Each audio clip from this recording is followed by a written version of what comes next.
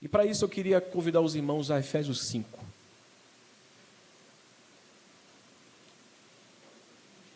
Eu acredito, irmãos, que cristianismo sem mudança não é cristianismo. Eu não acredito que cristianismo com velhas práticas não é cristianismo. Eu não acredito que cristianismo, uma pessoa que se diz cristã e que ainda mantém na sua vida linguajares. Esses dias eu não sou de, os irmãos às vezes me entopem de vídeo.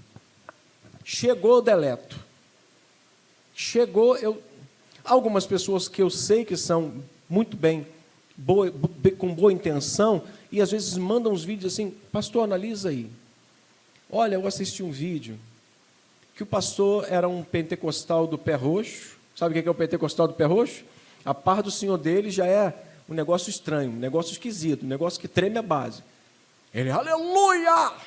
A paz de Cristo enche o teu coração, recebe aí, vaso. A paz do Senhor do irmão já é aquela que tu já dá um glória e já fala uma rajada de língua estranha e o culto já começou dali, o fogo começou a pegar. Só que esse pastor, na hora que está incentivando os irmãos a buscarem a presença de Deus, a glorificarem, ele soltou-lhe um palavrão daqueles que você só ouvia na porta dos botecos. Não satisfeito, ele soltou outro.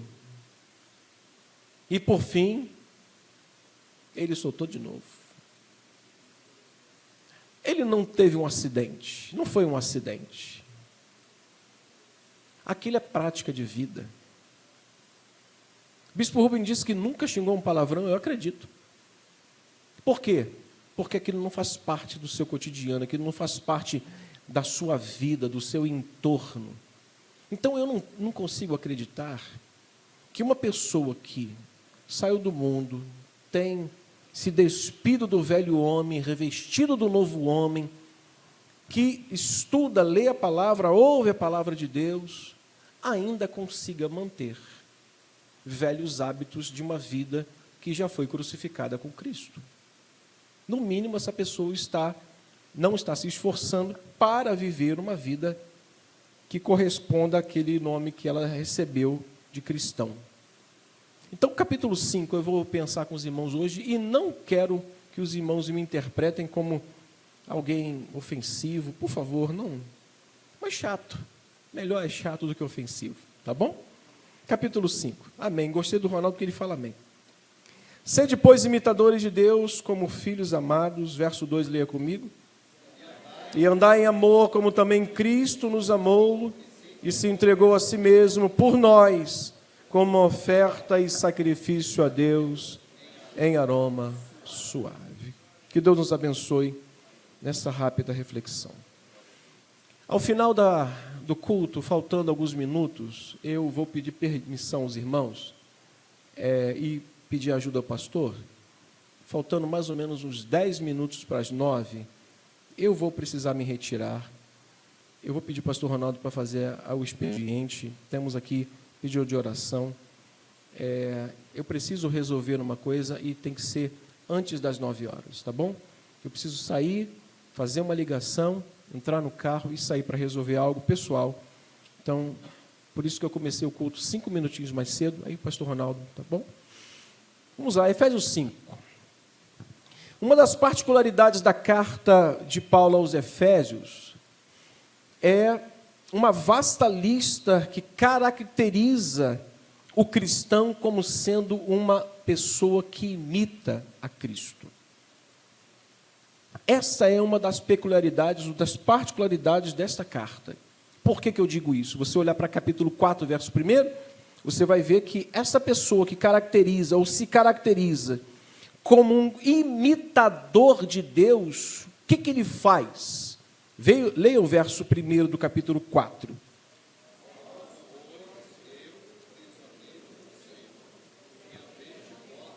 Vamos lá. Que andeis de modo... Então, a primeira coisa que o apóstolo Paulo está nos mostrando é que o que caracteriza um cristão como sendo o imitador de Deus ou de Cristo é a maneira como ele... Mas esse andar o quê? Físico? Não. Não é que ele anda com dignidade. O andar digno. O andar é o segmento da vida dele, é o dia a dia da sua vida.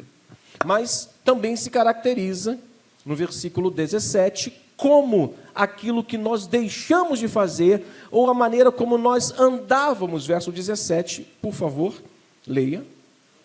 Isto, portanto, digo no Senhor e testifico que não mais andeis. Então, olhe para mim. A gente vai ali fazer leituras bem rápidas.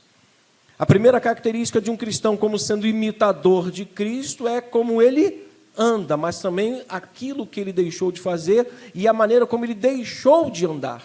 Como ele andava e agora ele não anda mais.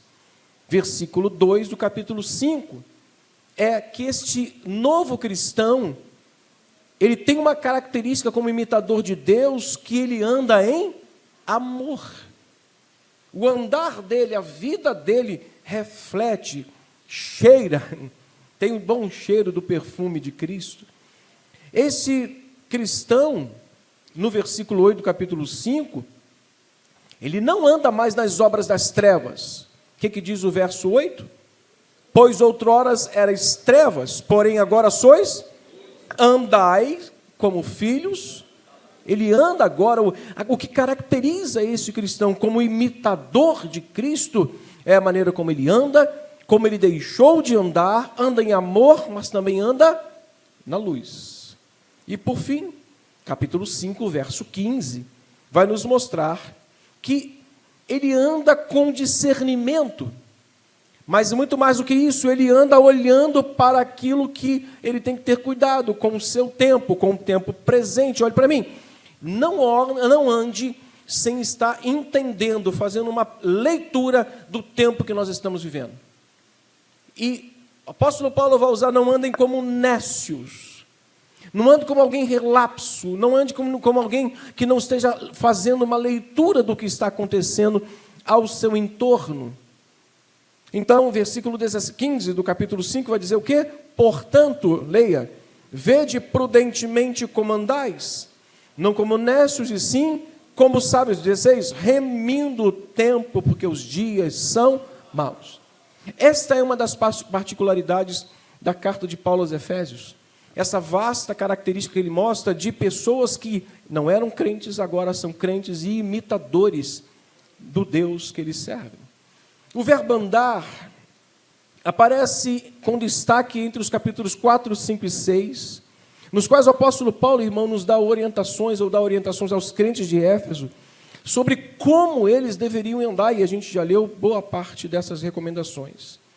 O verbo andar, no Novo Testamento, tem por significado conduzir a vida ou comportar-se durante essa vida. A preocupação, portanto, do apóstolo Paulo é bem clara quando a gente olha para cada exortação que ele traz. Ele é muito objetivo e a preocupação dele é quanto à maneira que os crentes andarem, ou dos crentes andarem como seguidores de Cristo. Só que esta palavra não são mais agora para os efésios. Essa mensagem agora é para nós. Como nós devemos andar, a preocupação de Paulo agora é a mesma nossa, de como nós devemos andar como seguidores. O apóstolo Paulo começa no capítulo 4, versículo 1. Em primeiro lugar, Paulo apela que os crentes andem de modo correto, de modo digno, da vocação para a qual ele foi chamado. Ele chama a atenção de um andar com dignidade. A pior coisa que tem é uma pessoa que fala mal de você com razão. A pior coisa que tem não é uma pessoa falar mal de você, a pior coisa que tem é a pessoa falar mal de você e ter razão. Porque quando falam mal de você por inveja, por porfia, por tantos outros sentimentos, e não há razão nisso, o que você faz? Você faz aquele exercício assim, ó. Já viu na academia? Eu vejo uns caras pegando os pesos lá, fazendo assim, ó. Falei, gente, para que isso? Eu só faço exercício para a perna, porque quando eu ficar velho, porque eu não estou velho ainda, quando eu ficar velho eu só vou precisar daqui para baixo. Eu não quero que ninguém me carregue, Porque carregar cimento eu não vou, não preciso ficar forte. Eu preciso andar, eu preciso correr igual o Bispo Rubens. Já viu o Bispo Rubens subindo escada?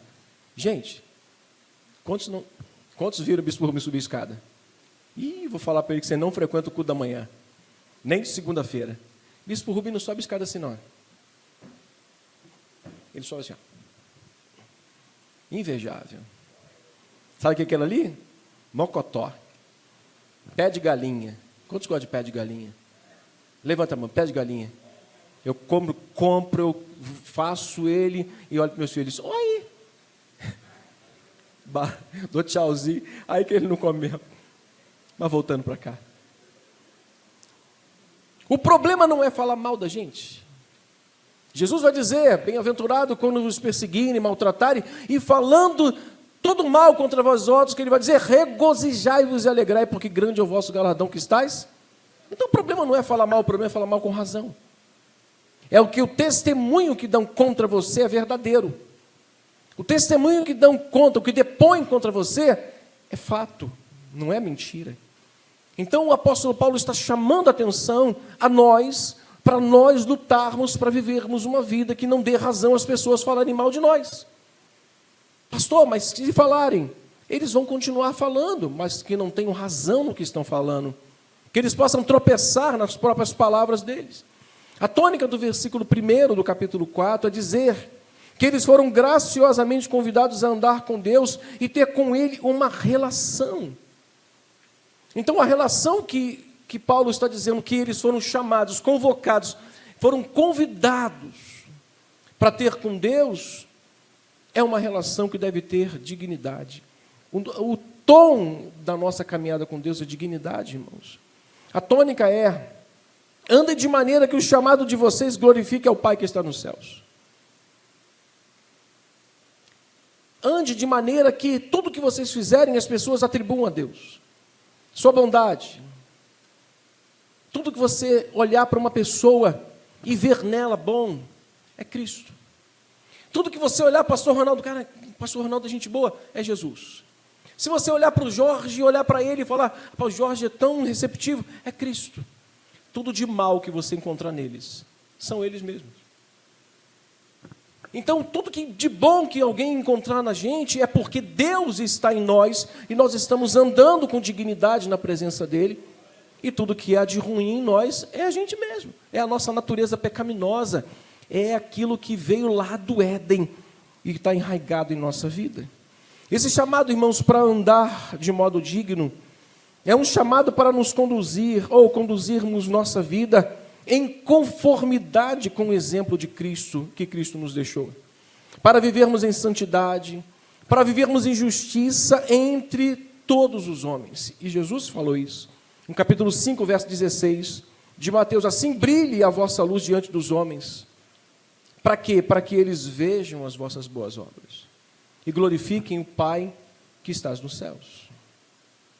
John Stott, irmãos, disse certa feita no seu livro, a influência de um cristão sobre o mundo depende mais da forma como ele anda do que o que ele está falando ou o que ele vai falar. Porque às vezes o falar não reflete tanto, porque o andar dele denuncia. A condução da vida dele é uma denúncia diária daquilo que ele fala é mentira. Por isso eu disse aos irmãos que podem me considerar chato, que às vezes não é aquela palavra encorajadora, mas para trazer reflexão sobre a nossa vida, para trazer mudança, para trazer o travesseiro da gente ser o nosso conselheiro, e dizer, Senhor, eu preciso mudar, me ajuda, e Ele nos ajudar de fato. Irmãos, é a nossa atitude que irá revelar o nosso verdadeiro andar com Cristo. Em segundo lugar, só para a gente andar um pouco mais rápido, a preocupação de Paulo é clara, então, quanto à maneira deles andarem como seguidores de Cristo. Em primeiro lugar, então, Paulo vai dizer a importância deles andarem com dignidade da vocação que eles receberam. Em segundo lugar, Paulo vai falar que são as formas de andar com mais testemunho, com mais cuidado. E ele vai apresentar aqui algumas formas. Versículo 2 do próprio capítulo 4. Se você puder, leia comigo. Vamos ler o 1 e o 2, para a gente entender o 2. Rogo-vos, pois, eu, prisioneiro no Senhor, leia, que andeis de modo digno da vocação que foste chamado, com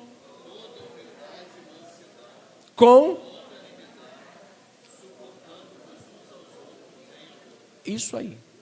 Paulo então vai dizer aqui que ele vai apresentar que formas são essas de andar. Ele não disse só andem, ele vai agora apresentar as formas que nós podemos andar, que vai dignificar a nossa vida diante de Deus dos homens, e vai fazer com que a relação que a gente tem um com o outro seja norteada por essas formas aqui. Eu conduzo a minha vida dessa maneira, e eu consigo andar do lado do Ronaldo, eu consigo andar do lado do Jairo. É só lembrar do Jairo, aquele que Jesus falou para ele assim, crê somente. Vou ligar agora uma coisa a outra. E a primeira forma que ele encontra, nós lemos, é andar em humildade.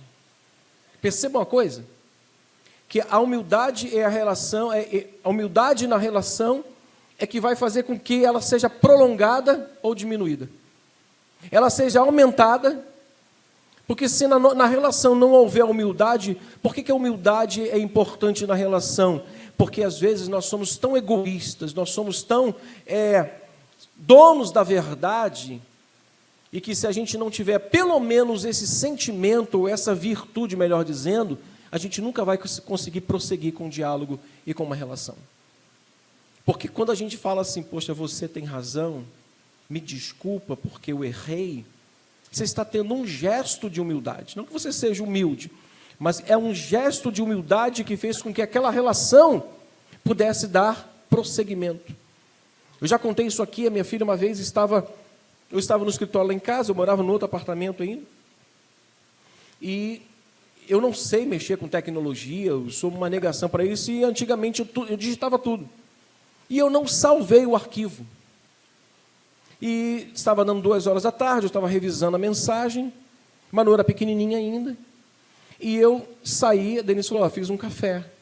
Aí, saí de lá e fui tomar um café na sala. Quando eu volto, eu saio do escritório, eu vou pelo corredor e vou para a cozinha.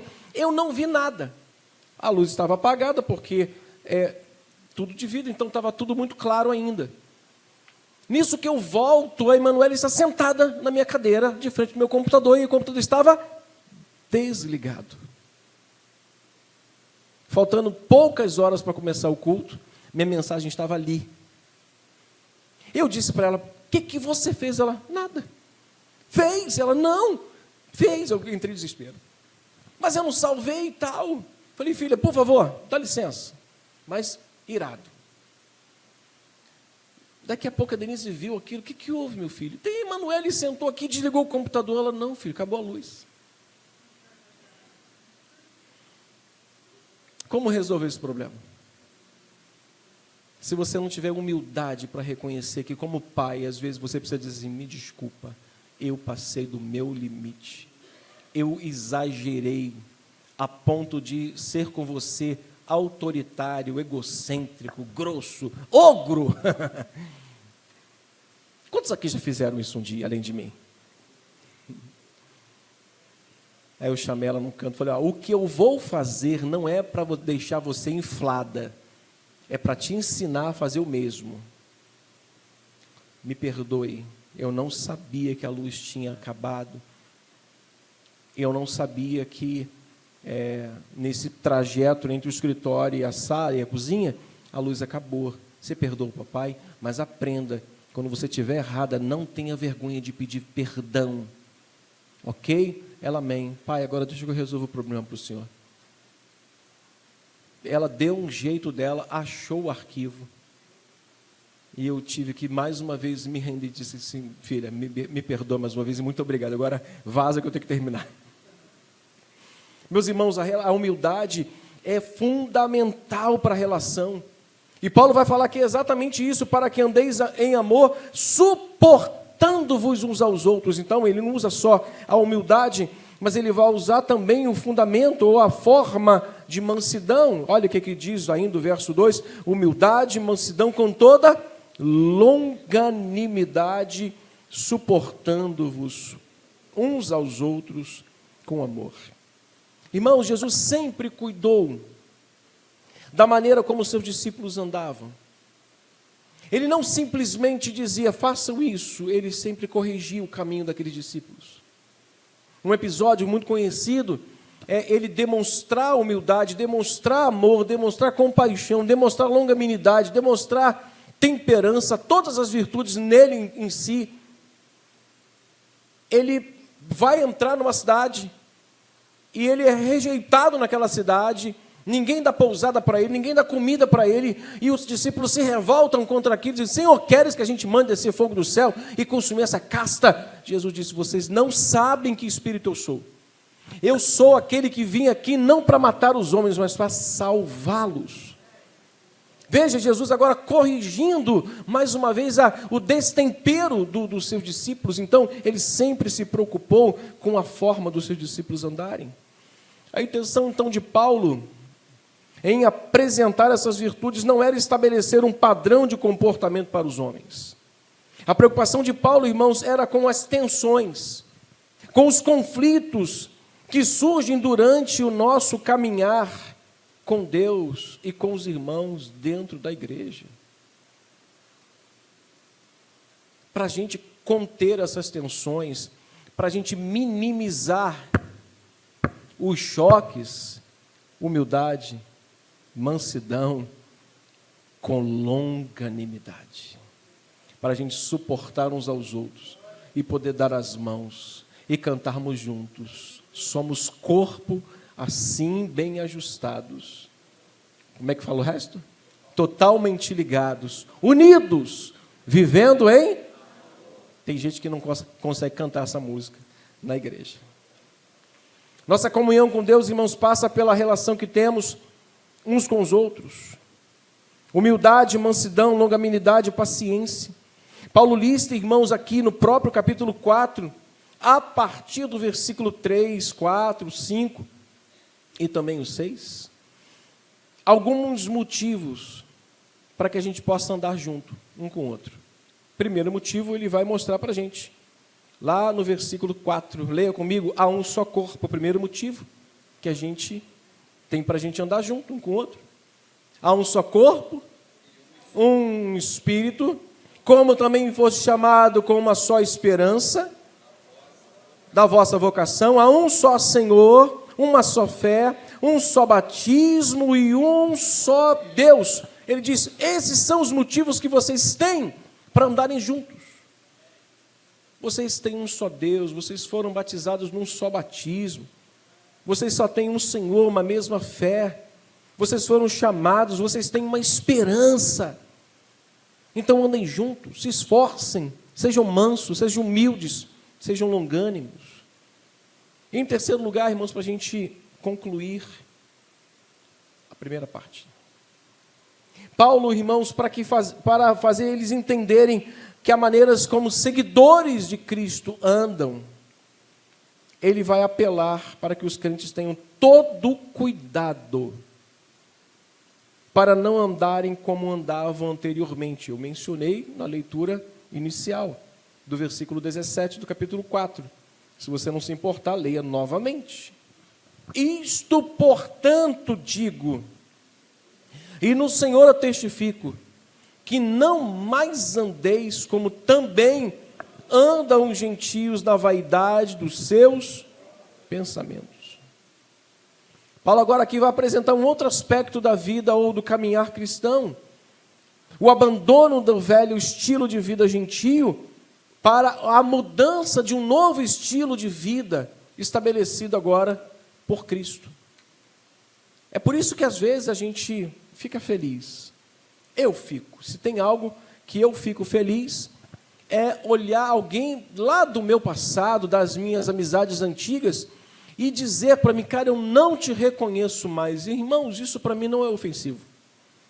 É motivo de muita alegria. Porque uma das coisas que precisam acontecer na nossa vida é esse testemunho externo de quem você foi um dia e o que você está demonstrando para as pessoas. O que as pessoas olham e veem, o que as pessoas olhar para você na sua condução da vida, porque andar, segundo o texto, é conduzir a vida. Quando você conduz a vida, o que as pessoas dizem de você? Uau, caramba, ele mudou mesmo. Ele é hoje uma pessoa transformada.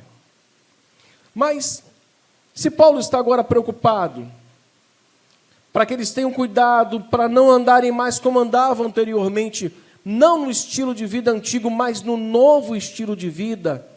Qual era o novo estilo de vida, ou qual é o novo estilo de vida que Paulo estava se referindo aqui?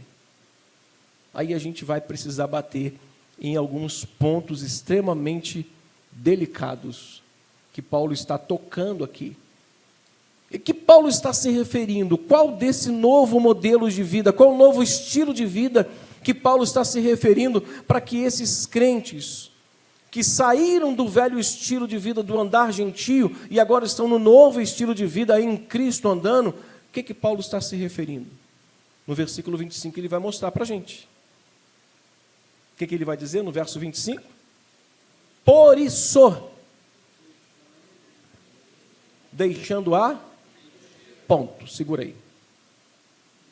Qual o novo estilo, então, de vida que Paulo está se referindo para esses crentes agora, que não andam mais como gentios? O novo estilo é uma vida sem mentiras. Diga comigo, sem mentiras. Mas vamos falar algumas formas de mentira. Porque a gente pensa que é o seguinte, mentira é mentira, mentira é mentira e ponto final. Mas existem algumas formas da gente olhar algo e falar, isso é mentira. A primeira forma, mentir é também incluir exageros nas informações, fictícias sobre alguma coisa que é verdadeira. Se tem algo que é verdadeiro, e você sabe que é verdadeiro, mas você quer aumentar aquela verdade, você quer dar uma glamourada naquela verdade, você exagera, cria fictícios, coisas fictícias, para já falar aquilo que é verdadeiro. Aquilo é uma mentira. Porque o que é verdadeiro está ali, é ponto final. Você não precisa acrescentar mais nada à verdade. A mentira a gente sempre acrescenta alguma coisa para que ela se torne verdade, mas a verdade não precisa de nenhum acréscimo.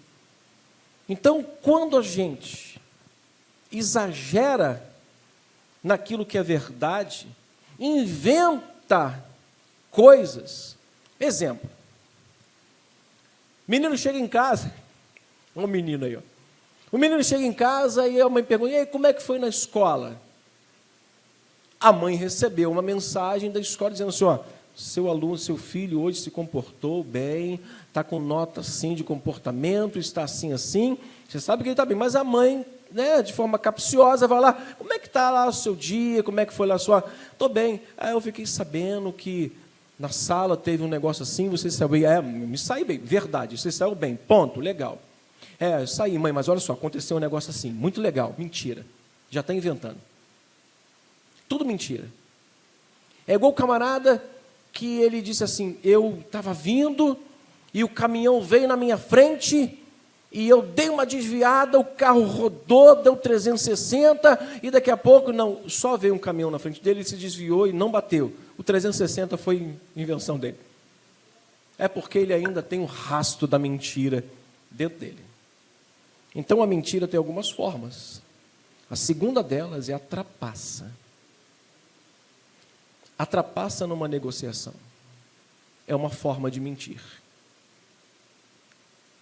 Quando você trapassa a fim de ganhar alguma coisa de alguém, ou ter mais lucro naquilo, é uma forma de mentir. Então, qual é o novo estilo de vida que Paulo está se referindo para esses crentes que agora já não vivem no estilo antigo?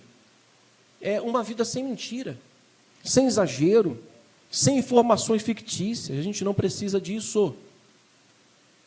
Nós não precisamos disso. Nós não precisamos de trapaça em negociação para termos mais lucro, porque Deus já nos provou que tira a água da rocha. Passamos por uma pandemia E Deus nos manteve, nos sustentou e vai nos sustentar até o fim. Nós não precisamos de subterfúgio, de artifícios, de malandragem, desculpa a expressão, para tentarmos enriquecer. Deus é suficiente para nós e pode mudar a nossa sorte no abrir e no fechar de olhos. Terceira forma, traição da confiança. Quando a gente trai a confiança de uma pessoa, isso é uma forma de mentira. O marido foi com a esposa sentar para fazer uma negociação, junto a uma instituição bancária, aí, qual o CPF que vai usar? Ah, pode usar o seu mesmo, está todos os dois desimpedidos, tá? Aí então usa da esposa. Aí o camarada olhou lá, fulana, que bom que a senhora já é cliente nossa. A senhora tem até um financiamento em andamento, a alma saiu do corpo. Sabe como é que é? É sobre isso mesmo, a alma saiu do corpo, porque a informação que chegou para o marido só chegou através do agente bancário. Aí o marido olhou para o lado assim, como assim? Financiamento de quem para quem? Vai explicar que focinho de porco na tomada. Aí chegou em casa, isso caiu lá no gabinete. Chegou em casa, ela, não, eu peguei um financiamento para minha mãe. Oxe, e por que você não me contou? Ah, porque eu não queria te incomodar. Mentira. Não é só simplesmente aquela mentira do mentiroso da prática, mas é mentira incluindo exageros, na trapaça de uma negociação, na traição de uma confiança, na falsa desculpa ocultando outro sentimento. Você me desculpa? Já viu o sorriso daquele personagem que tinha um carrinho? É porque é da minha idade, do meu tempo, né? Vocês são mais velhos. Corrida maluca. Vai ver aquele rabugento? Viu? Ele assistiu. Aquele sorriso. Você me desculpa, mas por trás, né, o Butantan, que pegasse aquele veneno ali, fazia muita vacina. É veneno puro. Irmãos, quando nós oferecemos desculpas, ocultando o verdadeiro sentimento, que são falsos, isso é uma forma de mentir. Paulo está se referindo a um novo estilo de vida sem isso, irmãos. Diga comigo, nós não precisamos disso.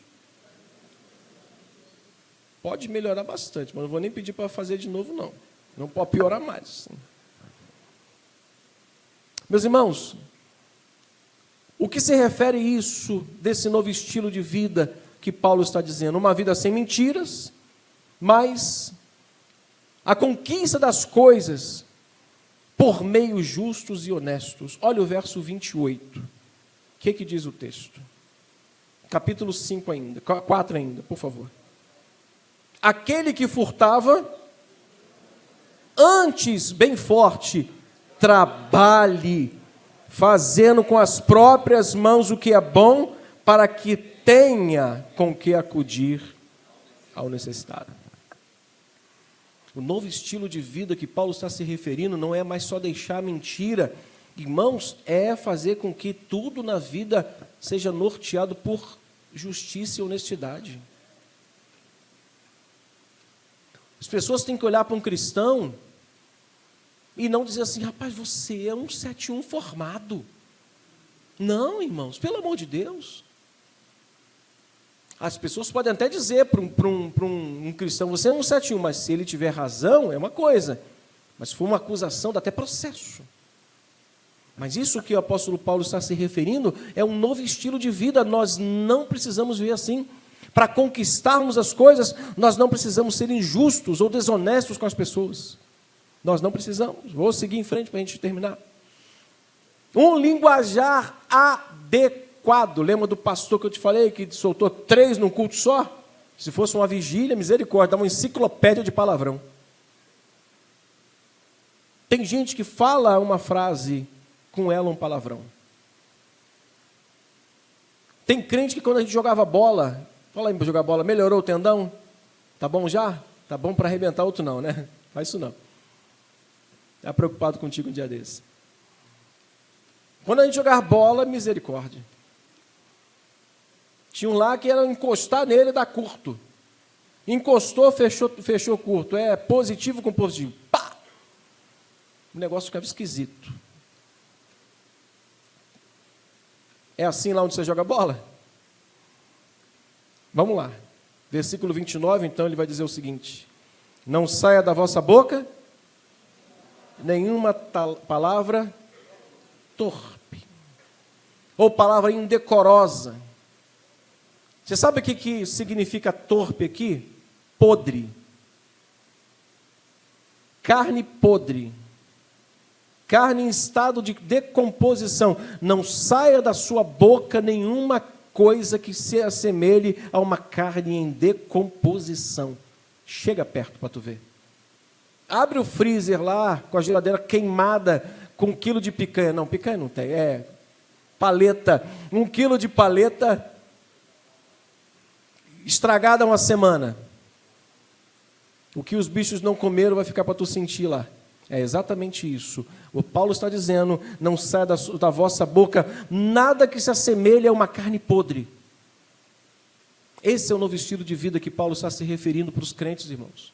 Uma vida sem mentiras, uma vida em que suas projeções de vida, suas conquistas sejam feitas e alcançadas com justiça, trabalho e honestidade. Eu estava na casa do Jonatas, lá na empresa dele, no Ano Novo, e fizeram um bingo. Eu nunca mais tinha jogado bingo, mas é um negócio legal, né? Mas, irmã, minha esposa ganhou 3 vezes. Ganhou 2 panetones e ganhou um brinco. O filho do Nick ganhou 2 vezes. A minha mulher acho que ganhou mais todos lá. Eu lá do Léo lá, eu peguei 3 cartelas e não consegui ganhar nenhuma. Ela com uma ganhou. Falei: Patrícia, me dá umas 2 cartelas aí. Mas me dá uma cartela com o número que você sorteio aí. Mas não ganhei nada. Eu falei: gente, eu sempre acreditei no trabalho, nunca na sorte. A minha desculpa para perder era essa: eu sempre acreditei no trabalho, nunca na sorte. Porque, irmãos, o trabalho é o que dá dignidade ao ser humano. Não gaste o seu dinheiro com sorte e mania, ou mania de sorte. Aumentou, agora não está mais R$ 3,99, está R$ 4,99 para você ganhar 1 milhão. Está pensando quando acompanho? Eu acompanho. Não é mais 79 centavos por dia, 99 eles aumentaram, porque a prestação do jatinho deles subiu. Eles querem tirar dinheiro das pessoas para ficarem bilionárias, e de vez em quando eles sorteiam um ou outro com 1 milhão, porque já tem 100, 200 milhões na conta deles. Irmãos, abre o olho. Abre o olho. Eu preciso correr para a gente finalizar. O que Paulo estava se referindo com o novo estilo de vida do crente? Além de deixar as mentiras, conquistar as coisas de maneira honesta, ter um linguajar adequado, ter uma forma de andar que se pareça com a de Jesus. Capítulo 5, nós lemos. Agora, capítulo 5, versículo 22 e capítulo 6, verso 1 em diante, ele vai dizer que este homem, essa mulher cristã, que tem um novo estilo de vida, tem uma família e uma vida social com marcas cristãs. Só leia o versículo 22 do capítulo 5, por favor. Vamos ler todos juntos, e as mulheres com a voz mais... Mulheres primeiro com voz mais pentecostal, vamos?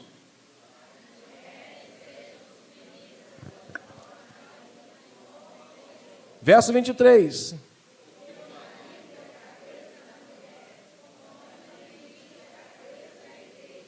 E 24 ainda.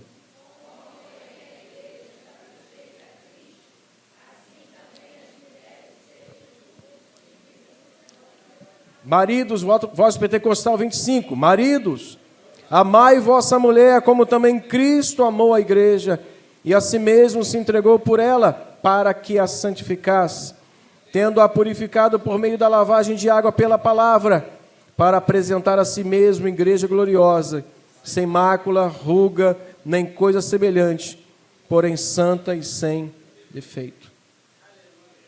Um novo estilo de vida que Paulo estava se referindo para esses crentes, não era só deixar mentira, não é só ganhar dinheiro com honestidade, não é só mudar a linguagem que falava de torpe, uma linguagem peculiar de um cristão, mas também andar com um andar parecido com o de Jesus e ter uma vida familiar e social com marcas cristãs. Daqui a pouco ele vai falar dos servos, dos empregados, dos senhores ou dos patrões, mas quando ele fala de família, ele usa duas questões aqui extremamente coléricas no dia de hoje. A insubmissão por conta do feminismo e a falta de coragem de alguns homens que parece que esqueceram do seu papel de ser sacerdote da sua casa. Afrouxam demais as coisas, deixam as coisas muito frouxas na sua vida. Então, irmãos, tudo isso faz parte de um novo estilo de vida desses crentes.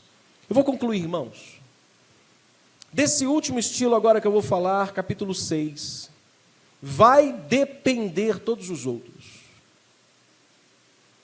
Esse novo estilo de vida que o apóstolo Paulo vai chamar a atenção no capítulo 6, vai depender todos os outros. É de uma vida revestida da vida e do poder de Deus.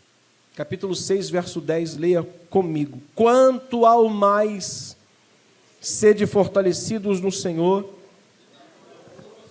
Verso 11, revesti-vos de toda a armadura de Deus, para poder ficar firmes contra as ciladas do diabo, porque a nossa luta não é contra sangue ou carne, e sim contra potestades, principados, contra dominadores desse mundo tenebroso, contra as forças espirituais do mal, nas regiões celestes.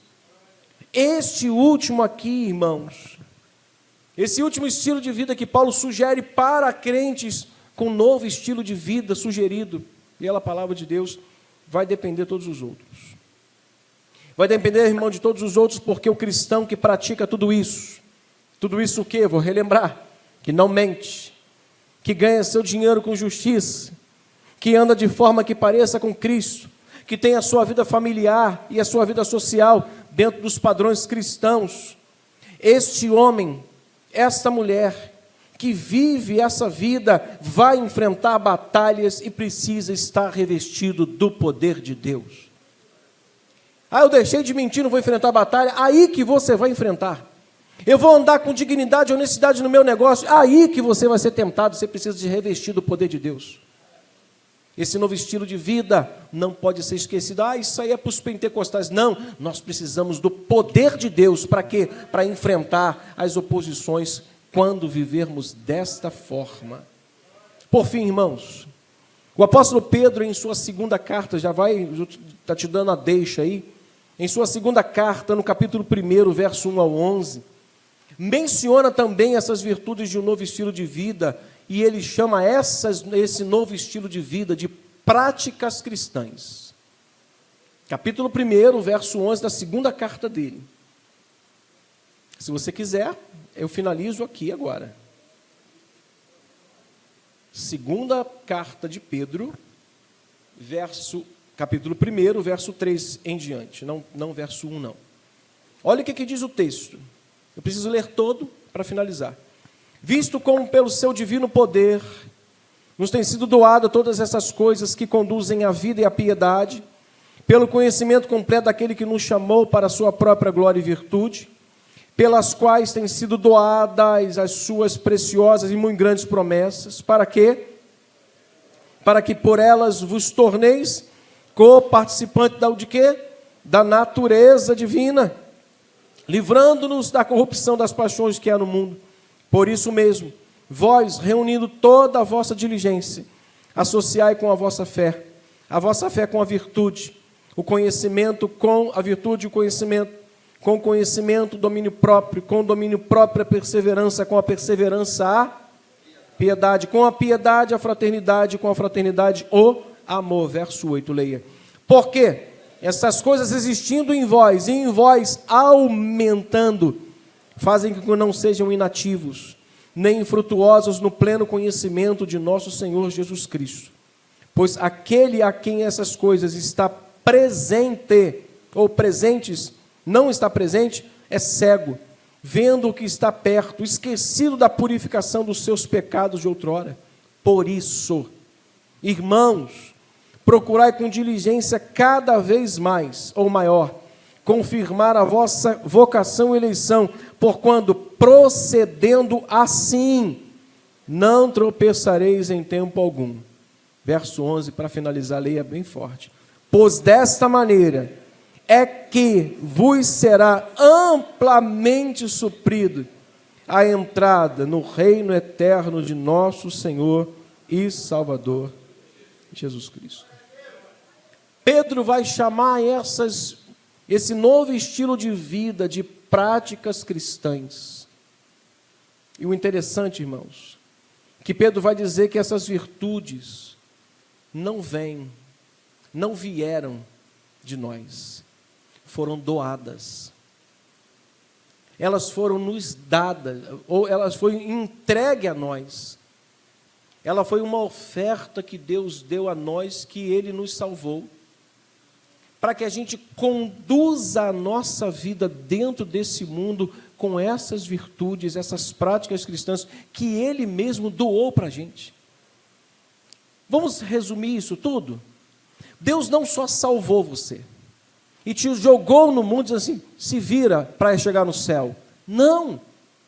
Ele nos salvou e nos deixou e nos doou essa capacidade da gente receber isso aqui e fazer disso uma prática de vida até que a gente chegue na eterna glória junto dele. Ele não nos lançou a própria sorte, Ele está nos dando coisas, virtudes, elementos espirituais para a gente seguir até o céu. O que você está fazendo com o que você recebeu, eu não sei, mas ainda dá tempo de você rever tudo isso e conduzir a sua vida. Então eu finalizo, irmãos. Tudo isso quer dizer que Deus não só nos salvou por meio de Cristo, Ele nos deixou todos os recursos para conduzirmos nossa vida nesse mundo, até, por fim, chegarmos ao reino eterno de Deus em Cristo Jesus. Eu escrevi finalmente aqui: use e desenvolva cada uma delas, porque elas foram doadas para você, para a gente, conduzir. E quando a gente vê uma mentirinha, a gente, desvia. Quando a gente vê uma oportunidade de dar uma pernada no irmão para ter mais lucro, a gente fala assim, não, eu prefiro ganhar 5 do que ganhar 50. Quando a gente encontrar, de repente, aquele grupo de irmãos que só tem a boca de valão, sabe o que é boca de valão? É boca podre. Se a gente ficar perto deles demais, a gente vai repetir o que eles falam. Que Deus nos abençoe e que a gente use tudo isso para chegarmos até junto do Pai. Que Deus nos abençoe. Vamos orar.